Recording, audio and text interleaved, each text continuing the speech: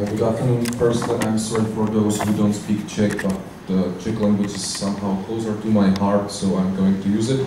But I believe ladies over there are doing excellent job, so you will not miss anything.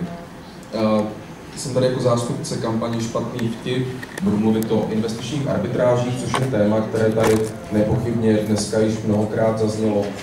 Zaměřím se na ně především v kontextu zemí Střední a Východní Evropy a v kontextu připravované dohody TTIP. Investiční arbitráže, nebo také jinak ISDS, respektive ISDS, Investor State Dispute Settlement, je jedním z nejkontroverznějších témat v kontextu TTIP. Zajímavé je, že trochu jinak vypadá ta debata v zemích Střední a Východní Evropy a trochu jinak na západní polovině Evropy. V tom našem regionu se ta debata více zaměřuje na naše negativní zkušenosti, protože podobné dohody, když většinou máme 2 desetiletí nebo déle, je tady mnoho případů, jak jsme viděli u předřečníků. Naopak státy západní Evropy nemají tuhle bezprostřední zkušenost, nemají bilaterální investiční dohody se Spojenými státy. Bilaterální investiční dohody, které mají, tak je mají ze státy, které jsou většinou chudší, slabší, tahají za kratší stranu provazu, spíše tam ty investice přitékají, než by naopak investoři pocházeli z těchto států. Takže zatímco u nás ten odpor často je založen na tom, že nechceme pokračovat v něčem, co se nám nevyplácí a s čím máme špatnou zkušenost. Pro Němce, pro Brity je to spíš taková pobuřující novota, že by naraz vznikly takové tribunály, investoři by dostali taková privilegovaná práva, skrze které by žalovali jejich státy. Ústřední myšlenka těch investičních arbitráží, proč vůbec se s nimi někdy přišlo, je, že nelze důvěřovat národním soudům, že nezávisle a neutrálně posoudí národ vůči státu. Vůči státu, jehož jsou fakticky součástí, jehož jsou jednou ze složek moci. První taková klauzule v bilaterální investiční dohodě byla v 50. letech ve smlouvě mezi západním Německem a Pákistánem. A od té doby se tyto smlouvy šířily, většinou právě ve vztahu jedna smluvní strana, bohatý západní stát, druhá strana spíše rozvojová země, kde nebyla důvěra v tu justici, kde nebyla důvěra v to, že nenastane převrat, že nenajde k masivnímu znárodňování. Ostatně právě přímé znárodňování bylo jednou z největších obav v počátcích právě těchto klauzulí investičních arbitráží, těchto bilaterálních investičních dohod. Oproti tomu dnes k přímému vyvlastnění fakticky nedochází.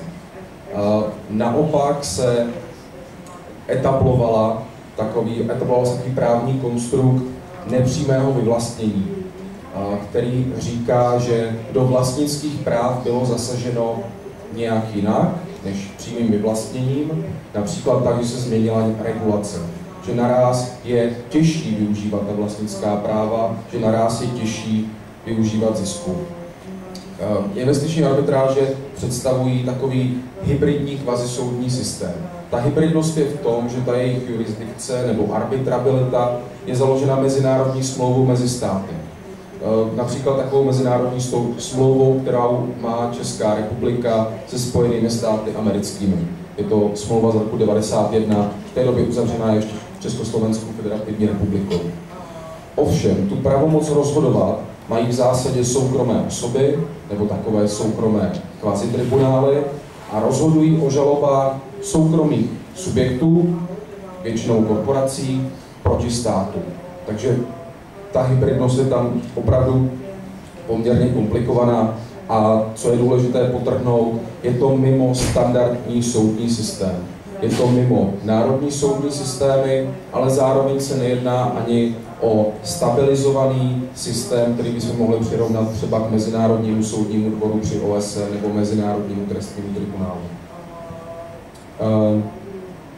Podnětem zahájení arbitráže je žaloba investora na stát, že nějakým způsobem bylo zasaženo do jeho práv, že přišel o nějaký možný zisk.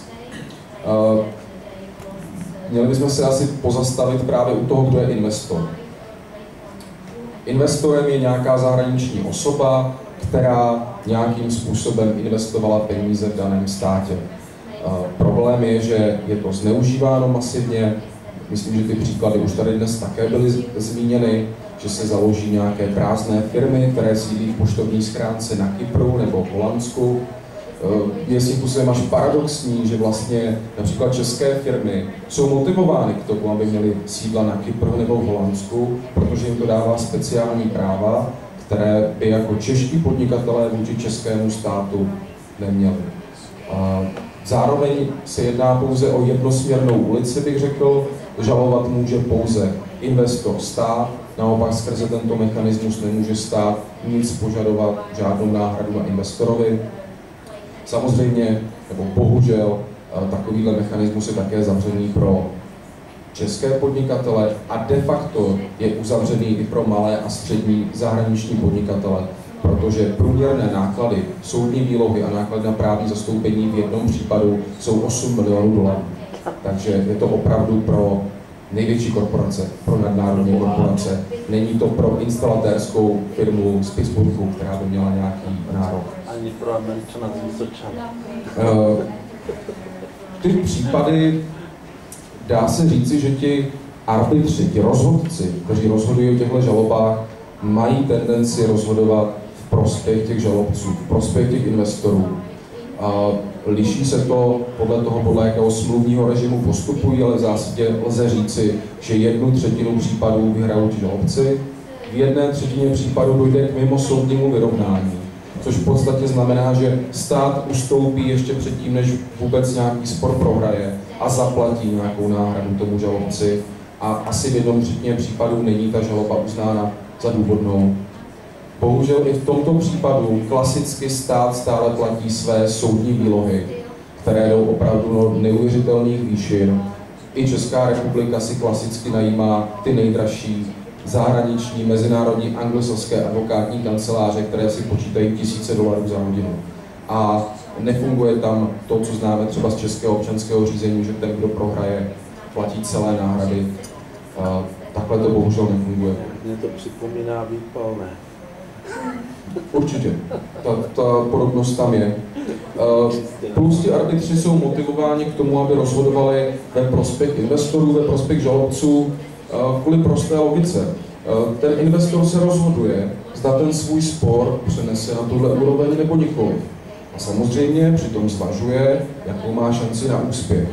Čím větší je šance, že uspěje s tou svojí žalobou na odškodnění, že chce po státu 100 milionů dolarů, miliardu dolarů, tím je větší šance, že z toho budou mít příjmy právě ti rozhodci, kteří jsou placeni od případu.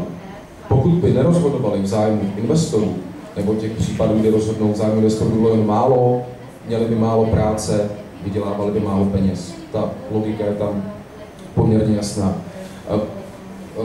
O čem ty žaloby jsou? Většinou ti investoři si stěžují na porušení poměrně vágních principů, jako je porušení rovného zacházení, přístupu ke spravedlnosti, spravedlivého očekávání, nepřímého vyvlastnění a podobně. Přičemž porušení tohoto principu naroubují na nějakou reálnou situaci, což může být přijetí nové legislativy, což může být správní rozhodnutí třeba o povolení či nepovolení těžby, rozhodnutí o udělení pokuty, rozhodnutí o tom, že musí být učiněna určitá opatření z důvodu ochrany přírody a podobně. Zajímavé je, že asi 1/3 případů globálně se týká těžby. Je to ostatně případ Rumunska, který jste tady zmiňoval, na Slovensku je podobný případ, velmi typické je to třeba pro státy Latinské Ameriky, Ekvádor a podobně, které jsou žalovány kvůli tomu, že třeba nakonec z důvodu odporu obyvatel a obav o životní prostředí neudělí potřebné povolení. Tak, o tom jsem povídal, ale ještě jsem určitě neřekl všechno. Tak, teď se asi zaměřím více na Českou republiku a region Střední a Východní Evropy. Z 11 států Evropské unie, které můžeme počítat mezi Střední a Východní Evropu, jsou to nové členské státy, jich 9 má v současnosti bilaterální investiční dohodu se Spojenými státy, Jediné dva, které ji nemají, jsou Maďarsko a Slovinsko. To je hned zajímavé, že často se argumentuje, že tyhle dohody jsou důležité proto, aby byli investoři motivováni investici uskutečnit, aby neměli strach, že ta jejich investice bude znehodnocena, že bude znárodněna. No, ale tipněte si, který stát ze střední a východní Evropy, do kterého plynulo v posledních 10 letech nejvíce amerických investic. Bylo to právě Maďarsko, které jako jedno právě z těch dvou, Maďarsko a Slovinsko nemají, ostatní 9 má takovou dohodu s Amerikou. A to dokonce více investic než třeba do 4krát většího Polska, které naopak bilaterální dohodu má. Ono ostatně nikdy nebylo empiricky prokázáno, že investoři se rozhodují podle toho, zda tam je nějaká klauzule investiční arbitráže. A nikdy nebylo prokázáno, že státy, které přistupují na takové dohody, tak získávají více zahraničních investic. Naopak, v poslední, řekněme, dekádě můžeme sledovat poměrně zajímavý globální trend, kdy například Jihoafrická republika vypovídá takové smlouvy s investičními arbitrážemi. Brazílie odmítá uzavírat podobné dohody. Už dokonce vyjednané dohody nakonec se rozhodla neratifikovat. A takových zemí, řekl bych, prudce se rozvíjejících a sebevědomých zemí, které nechcou na toto přistupovat, je čím dál více. Což dosti narušuje jeden z argumentů, který se často objevuje, že investiční arbitráž je nějaká nezbytnost, že to mají všichni, že to tak musí být, že je v tom dokonce snad nějaká budoucnost. Česká republika má v současnosti podepsaných několik desítek takových bilaterálních investičních dohod. Velká část z nich byla podepsána právě v 90. letech z dosti nevýhodné pozice a v takovém nadšení, že jako to bude prostě super takovou dohodu podepsat. Máme poměrně hodně těch dohod i ze státy Evropské unie. Ovšem teď Česká republika se snaží tyto dohody ze státy Evropské unie vypovědět. Ostatně Evropská komise dochází k závěru, že by to mohlo být v rozporu s evropskou legislativou, aby jednotlivé státy Evropské unie mezi sebou měly takovéto dohody. Česká republika patří mezi nejžalovanější státy na světě. Například v roce 2013 byla třetí nejžalovanější zemí na světě a nejžalovanější zemí v Evropě. A prohrála už v investičních arbitrážích desítky miliard korun a nepodařilo se mi získat například přesnou informaci, kolik Česká republika zaplatila mimo soudních vyrovnání. Ale Česká republika platí hodně a často mimo soudních vyrovnání. Ostatně Česká republika platí vždy. Na mezinárodní scéně lze občas zaznamenat případy, kdy nějaký stát se jako zasekne, řekne, že to rozhodnutí toho investičního tribunálu bylo zcela nespravedlivé, že to platit nebude. Česká republika je v tomto naprosto spolehlivá. Jakmile se objeví rozhodčí nález, že má zaplatit několik stovek milionů nebo miliard, nedělá žádné caviky a posílá. Což je poměrně pěkný příklad asi privatizace zisků a socializace ztrát. Já chci být investorem. No, tak asi prvně by to chtělo firmu na Kypru založit a potom by to šlo. S Kyprem má Česká republika právě také bilaterální investiční dohodu. Proponenti TTIP, podporovatelé, Ministerstvo průmyslu a obchodu to často říká, tady v Česku říkají, že my máme teďka špatnou dohodu se Spojenými státy, ale když uzavřeme TTIP, tak si polepšíme, že ta TTIP bude mít nějaké lepší podmínky. Ovšem, jelikož naprosto nevíme, jak nakonec bude vypadat ta klauzule, pokud tam vůbec bude TTIP o investičních arbitrážích, tak je to naprosto jenom zbožné přání, nezakládá se to vůbec na žádném relevantním argumentu nebo na nějaké textaci. Plus, v současnosti má Česká republika pravomoc vypovědět tuto dohodu se Spojenými státy. Bohužel ten mechanismus výpovědní je poněkud nepraktický. Rok je tam ta výpovědní lhůta, ale pak je tam na 10 let survival clause, která znamená, že vlastně investiční arbitráže budou fungovat nebo mohou fungovat ještě 10 let po vypovězení té dohody. Ale anebo můžeme znovu vyjednat takovou dohodu se Spojenými státy. V okamžiku, kdyby byla na evropské úrovni přijata dohoda TTIP, Česká republika si nemůže udělat v budoucnu vůbec nic. Ta dohoda by byla pravděpodobně věčná, nebo minimálně dokud by trvala Evropská unie, nebo řekněme v horizontu našich životů, a nemohli bychom naprosto rozhodovat, zda chceme být součástí takových mechanismů nebo nikoli. Něco podobného ostatně platí i pro dohodu CETA. Nedávno, jak tady také bylo zmíněno, eurokomisařka Malmströmová, eurokomisařka pro vnější obchod a její tým přišli s návrhem reformy ISDS. Ten návrh, nebo ta reforma, je spíše procedurální, do určité míry až estetická. Řeší jmenování soudců, řeší možnost odvolání, řeší některé náležitosti žaloby, ale v podstatě nijak nemění samotný smysl a samotný princip celé té investiční arbitráže. To znamená, že zahraniční korporace má privilegované právo vymáhat na státu velká odškodnění. Do tohohle práva by těmi procedurálními změnami nebylo nikterak zasaženo. A hlavně problém je, že je velmi nejisté, zda i takový krotký reformní návrh je vůbec prosaditelný, protože všechny hlasy z USA, hlasy lobbystů, hlasy vyjednavačů, obchodních komor odmítají takovou reformu. Dokonce i evropský velký biznis je proti takovéto reformě.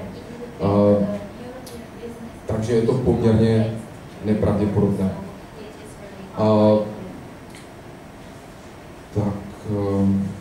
Jo, asi by ještě nemělo zapadnout, že region Střední a Východní Evropy je globálně nejžalovanější region mechanismu investičních arbitráží. Žalovanější než jakékoliv jiné, řekněme, společenství států. Už se blížím k závěru, jak dlouho mluvím.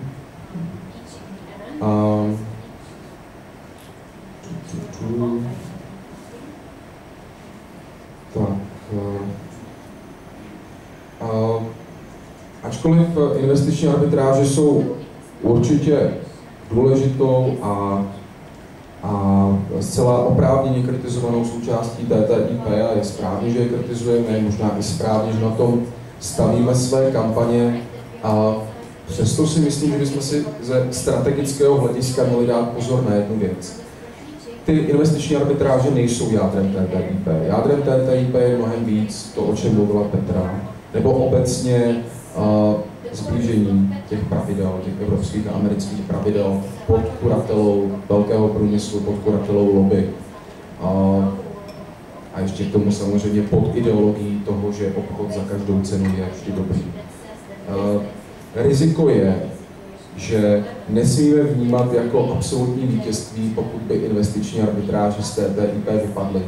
Že potom by to byla nějak výrazně lepší dohoda a že taková dohoda by potom měla být přijata, protože velká většina negativních aspektů TTIP, o kterých se tady dneska mluvilo, nestojí a nepadají s investičními arbitrážemi, ale padají s jinými kapitolami té dohody. Teď samozřejmě investiční arbitráže, kromě toho, že stát fakticky prohraje ty peníze, tak mají ještě jeden zcela zásadní efekt, který tady také zazněl, chilling nebo cooling efekt. To znamená, pořád se vznáší ve vzduchu hrozba arbitráže. V podstatě jakékoliv správní rozhodnutí, jakýkoliv legislativní krok může být napaden, stát může být odsouzen k velkému odškodnění. Bývalý seniorní úředník kanadského ministerstva životního prostředí, protože už Kanada vlastně je v režimu té severoamerické dohody NAFTA se Spojenými státy, tak ten říkal, že vždy, když na ministerstvu připravovali nějakou novou environmentální legislativu, tak jim začaly chodit dopisy z nejdražších newyorských a washingtonských advokátních kanceláří, vyhrožujících, že tohle poškodí prostě americké investory a že to jim teda jako nedarujou a ať do toho raději nejdou. Je to zde pořád přítomno, známe to ostatně v České republice. Debata o regulaci hazardu ve veřejném zájmu. Neustále tam jako zní ten argument, popožadujeme vás k arbitráži, což se nakonec ostatně stalo. Ivo Valenta, což samozřejmě zahraniční investor, protože přes nějakou síť firem na Kypru má registrovaný ten svůj biznis, tak žaluje v současnosti český stát. Tak, A určitě to je k tomu tématu všechno a třeba ještě něco probereme v diskuzi.